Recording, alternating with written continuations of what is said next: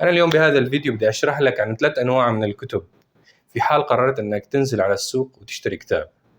3 أنواع من الكتب من خلال تجربتي البسيطة بشراء الكتب. ما راح أطول عليك، راح أبلش دوري.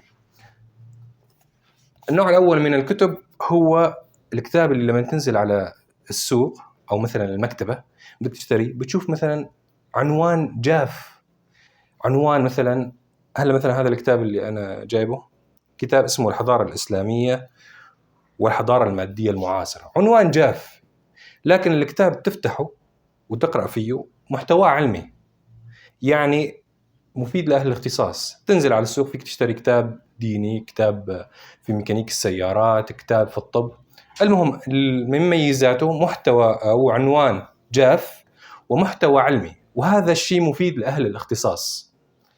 النوع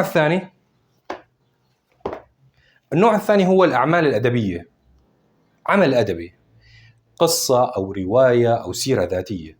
هذا النوع من الكتب مفيد جدا، كويس.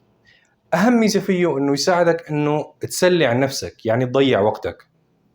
وطبعا هذا النوع من التسلية وتضييع الوقت أحسن ب100 أو مليون مرة من أنك تضيع وقتك على الجوال، لأنه في فرق كبير جدا بين أنك تضيع وقتك على أنك ماسك تليفون وعم تتصفح على الفيس، وبين أنك ماسك رواية عم تقرأها. ليش؟ لأنه لما تمسك تليفون، التليفون شو راح يعمل فيك؟ راح يعمل فيك مثل المصاصة، راح يمص كل شيء فيه أفكار بمخك، كل شيء فيه كلمات. لذلك تشوف المدمنين على استخدام الجوال تحس يعني إذا جلس مع ناس تحسه ما يعرف يحكي كلمتين على بعض، ما يعرف يبدأ حديث، ما يعرف ينهي حديث، ما يحكي شيء. فلذلك هاي النوع من التسلية، إنك تقرأ رواية أو عمل أدبي أو سيرة ذاتية، مفيد جدا، لأنه راح يشتغل عمل عكسي للتليفون.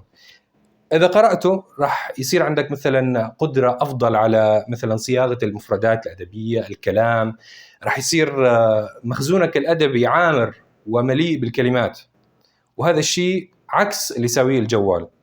نروح على النوع الثالث، الآخر واحد. آخر نوع من الكتب أو الموجودة بالسوق هي الكتب اللي بيكون عنوانها جذاب جدا، هيك مجرد أنك تشوف العنوان بدك تروح تشتريه. عندي مثلا هذا الكتاب اسمه حرر نفسك. حرر نفسك، أنا اشتريت هذا الكتاب من السوق، بس أني استطعت أني أقرأ 10 صفحات منه، ما استطعت. الكتاب من جوا عبارة عن تجربة شخصية لأحدهم.